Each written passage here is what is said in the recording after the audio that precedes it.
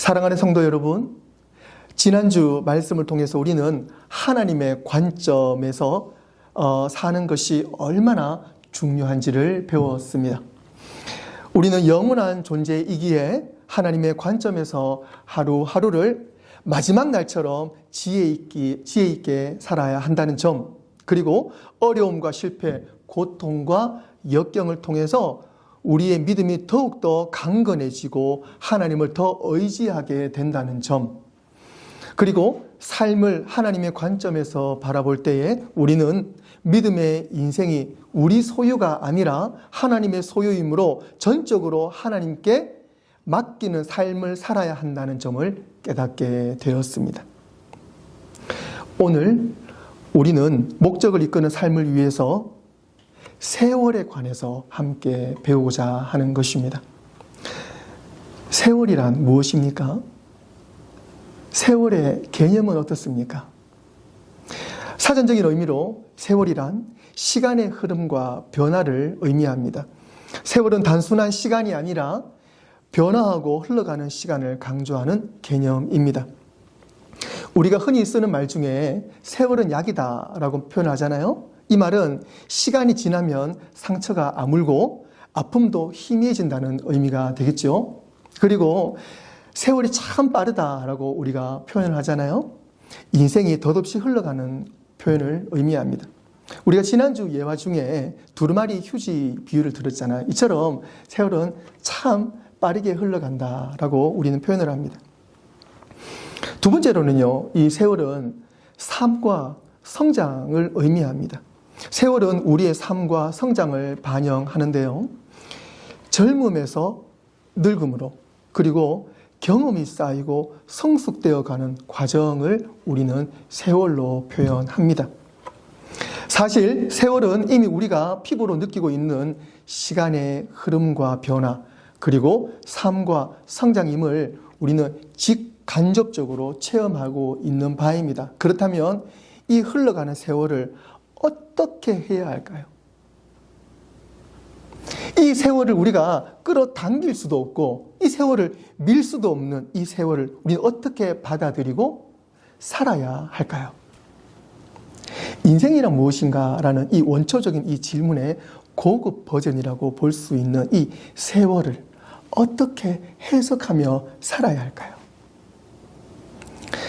가장 쉬운 방법 여러분 기억나세요? 지난주 설교에 힌트가 있는데 그것은 출제자를 찾아가는 것입니다. 문제를 만든 사람을 찾아가는 것입니다.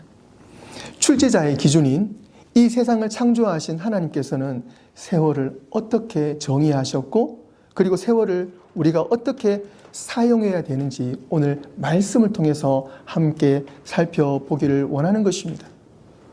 먼저는요, 헛된 인생을 경계하라고 말씀하십니다. 시편 90편 10절 말씀에 우리의 연수가 70이요 강건하면 80이라도 그 연수의 자랑은 수고와 슬픔뿐이요 신속히 가니 우리가 날아가나이다 라고 시편 기자는 세월을 이야기하고 있어요. 즉 세월은 빠르기 때문에 헛되게 보내지 말라는 뜻입니다. 그렇다면 헛되게 보내지 않기 위해서는 우리가 어떻게 해야 합니까? 그것은 시간을 지혜롭게 사용해야 하는 것입니다.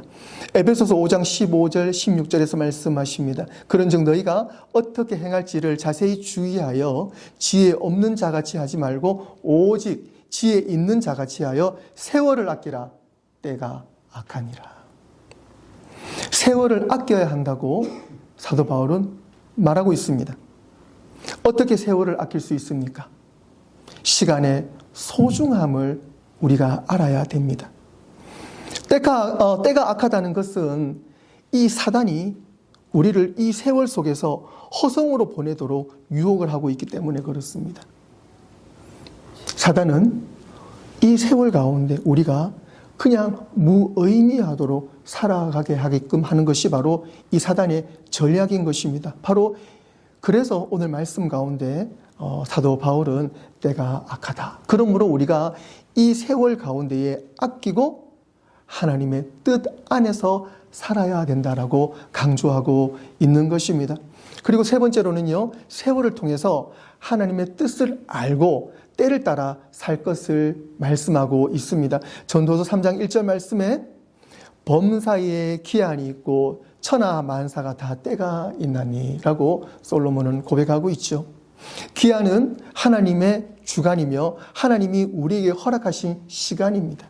그러므로 우리는 주어진 시간에 최선을 다하고 모든 것에 하나님의 뜻을 발견하는 것이 세월의 참 의미를 깨닫게 되는 것입니다. 그런 면에서 다윗은 오늘 본문을 통해서 세월을 의미 있고 가치 있게 사는 방법에 대한 노하우를 오늘 우리에게 전수하고 있습니다. 오늘 본 말씀 다시 한번 더 보시겠습니다. 여호와여 나의 종말과 연한이 언제까지인지 알게 하사 내가 나의 연약함을 알게 하소서.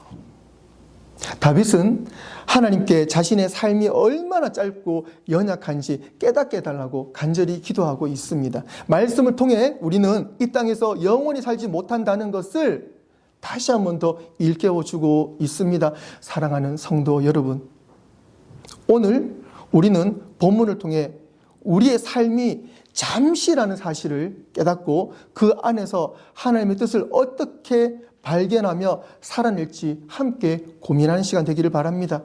오늘 본문을 통해서 세월을 지혜롭게 풀어나가는 세 가지 중요한 포인트를 발견할 수 있습니다. 첫 번째로는요, 우리는 이 땅에서는 나그네라는 것입니다.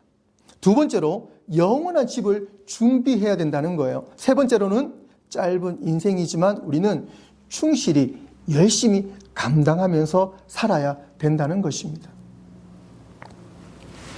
우리는 이 땅의 나그네입니다.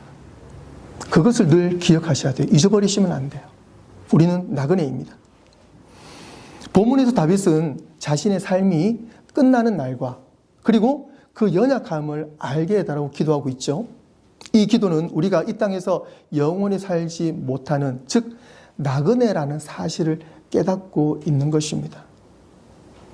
히브리서 11장 13절에서도 선조들이 이런 고백을 했어요. 이 사람들은 다 믿음을 따라 죽었으며 약속을 받지 못하였으되 그것들을 멀리서 보고 환영하며 또 땅에서는 외국인과 나그네임을 증언하였으니, 이 땅에서는 외국인과 나그네가 바로 우리 인생이에요. 나그네라는 말은 어딘가에 잠깐 머물다가 떠나는 사람입니다.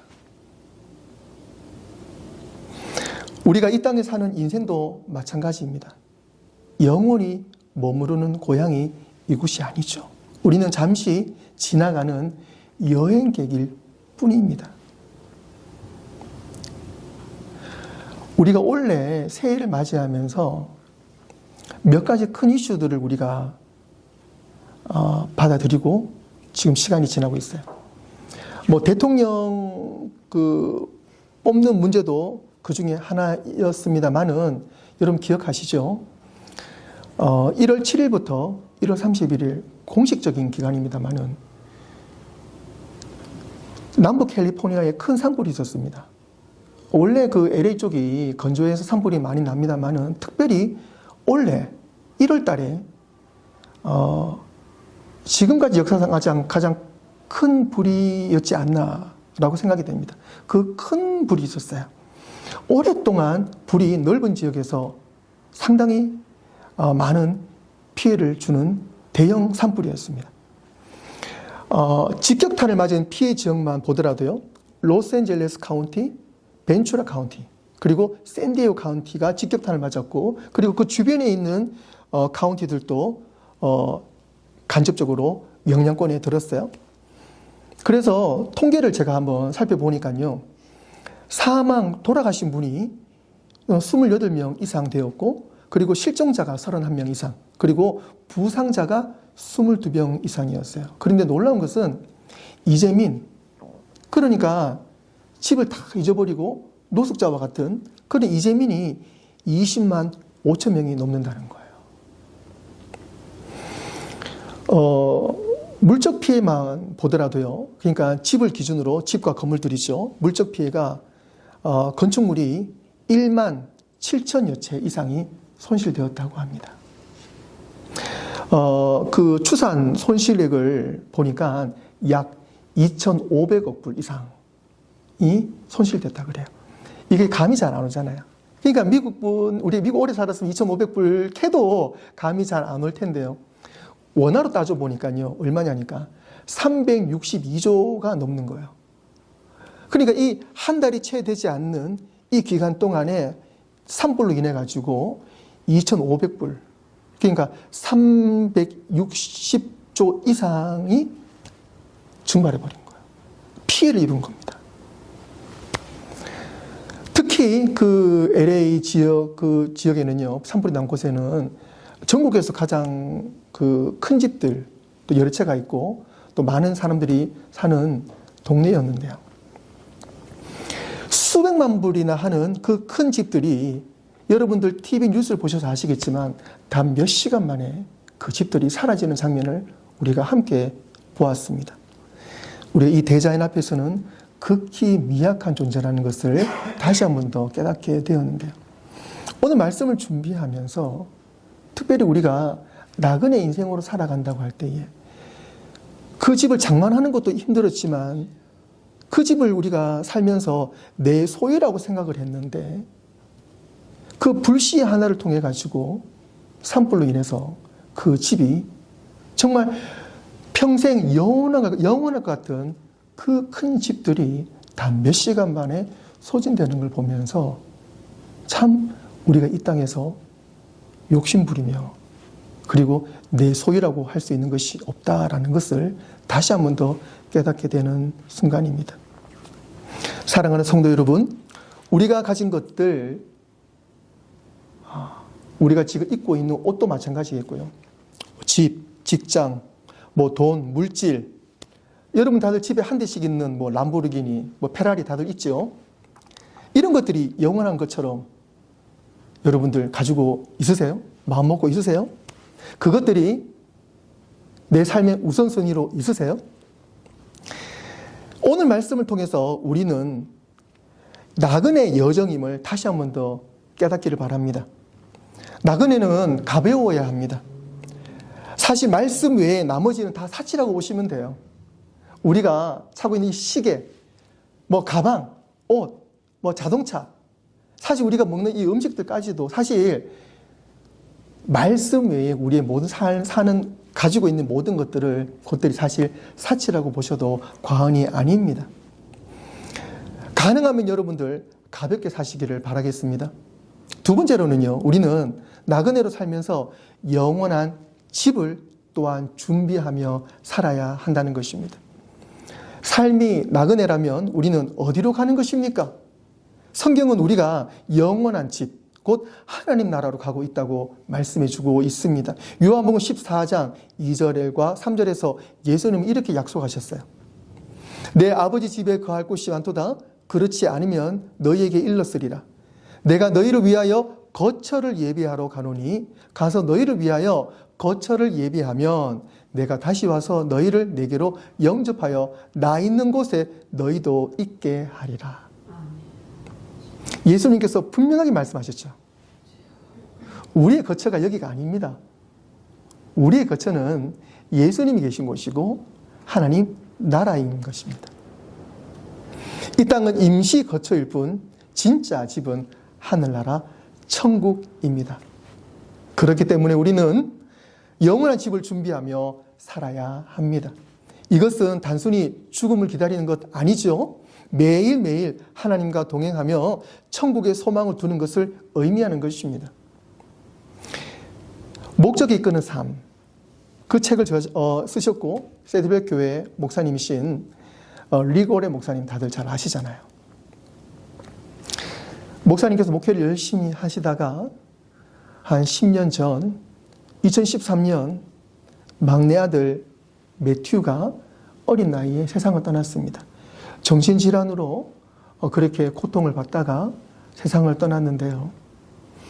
목사님과 그리고 사모님이 많은 슬픔 가운데 빠졌지만 목사님이 설교 중에 이런 말씀을 하셨습니다. 우리 아들은 이제 고통 없는 곳 하나님 품에 있습니다. 여러분 걱정하지 마십시오. 이 땅은 잠시 머무는 곳일 뿐 우리 모두는 곧 그곳에서 아들을 다시 만나게 될 것입니다. 나는 그러한 소망이 있습니다. 목사님의 이 말씀 가운데에 분명한 확신이 있습니다. 소망이 있습니다. 그리고 비록 내 옆에 있던 그 아들이 세상을 떠났지만 우리는 함께 만나야 될 그곳에서 아들을 곧 보게 된다는 소망이 있었기 때문에 그 슬픔을 이겨낼 수 있다고 말하는 것이었습니다. 사랑하는 성도 여러분, 영원한 집을 준비하고 있습니까? 혹시 어려움에 지금 낙심하고 주저앉아 있지는 않습니까? 혹시 너무 세상 것에 미련을 두고 있지는 않습니까? 우리의 영원한 집은 이곳이 아닌 천국이라는 사실을 꼭 기억하시고 하루하루 하나님과 더 가까워지려고 노력하시기를 바랍니다. 굳건한 믿음을 가지시고 예수님이 준비하신 천국이 바로 나의 영원한 집이라는 것을 그 소망을 품고 살아가시길 바랍니다. 잠시 눈을 감고 제가 잠시 기도를 좀 하겠습니다. 저와 한 마음으로 기도를 하시기 바라겠습니다. 주님, 언제라도 제가 주님의 집에 갈 수 있기를 소망합니다. 오늘 저에게 믿음을 주셔서 분명한 천국의 소망을 품고 오늘도 나그네 인생을 예수님과 함께 최선을 다해 살게 하여 주시옵소서. 예수님의 이름으로 기도드립니다. 아멘. 천국의 소망이 분명 이 땅에서의 삶을 더 가볍게 하고 은혜 가운데 우리를 살게 하실 줄로 믿습니다. 마지막으로 세월을 아끼고 충실히 임하는 삶을 살아야 한다는 것입니다. 세월을 또 다른 말로 인생의 여정이라고 표현합니다. 여정은 단순한 이동을 넘어서 변화와 경험이 쌓이는 과정까지를 포함하는 것을 의미합니다. 여러 문제를 틀리고 맞추는 과정 속에서 더 튼튼하고 훌륭한 여정이 만들어지는 것처럼 하나님께서 우리에게 맡겨주신 이 짧은 세월을 우리는 충실히 살아야 될 성도의 의무가 있습니다. 이 땅에서 잠깐 머무는 동안에도 하나님 우리에게 사랑하라고, 그리고 우리에게 섬기라고, 그리고 하나님 말씀을 그 복음을 증거하라고 우리에게 사명을 주신 줄로 믿습니다. 마태복음 25장 21절에서 주인이 종에게 이런 말을 합니다. 그 주인이 이르되 잘하였도다 착하고 충성된 종아, 네가 적은 일에 충성하였음에 내가 많은 것을 너에게 맡기리니 너의 주인의 즐거움에 참여할지어다. 아멘. 오늘 우리가 주인의 즐거움에 참여할 줄로 믿습니다. 아멘. 하나님은 우리가 짧은 인생의 여정의 세월을 어떻게 감당하느냐를 보십니다. 작은 일에도 충성할 때에 하나님은 섭섭지 않은 넉넉한 상급을 주실 줄로 믿습니다. 아멘. 복음이 전파되기 위해서는요, 무엇이 중요합니까? 복음이 말씀이잖아요. 예수님이잖아요. 그리고 성경 바이블입니다. 그래서 복음이 전파될 때는요, 말씀이 함께 전파됩니다.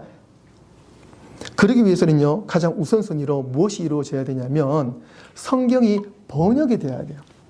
우리도 그 수혜자 중에 한 사람들인데요. 이 여러 선교단체가 있는데 그 일들을 감당하는 그 선교단체 중에 대표적인 곳이 위클리프 성경 번역 선교회입니다. 상당히 역사가 오래되었고요. 우리가 보통 이렇게 그 대학교나 어디 전도를 할 때 그 여러분들 다들 한 번씩 받아보셨죠? 신약 성경만 있는 작은 성경책 있잖아요.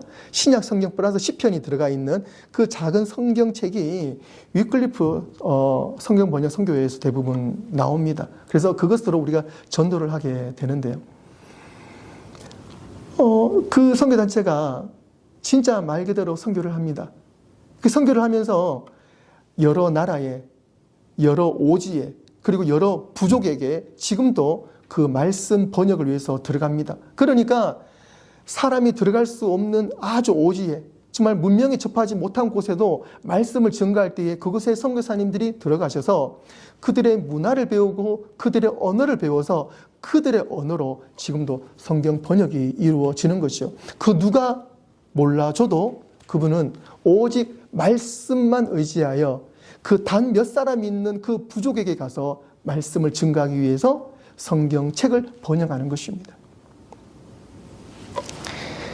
우리나라도 100년 이전에 그 은혜를 입었잖아요. 그래서 성경이 번역이 되어지고요.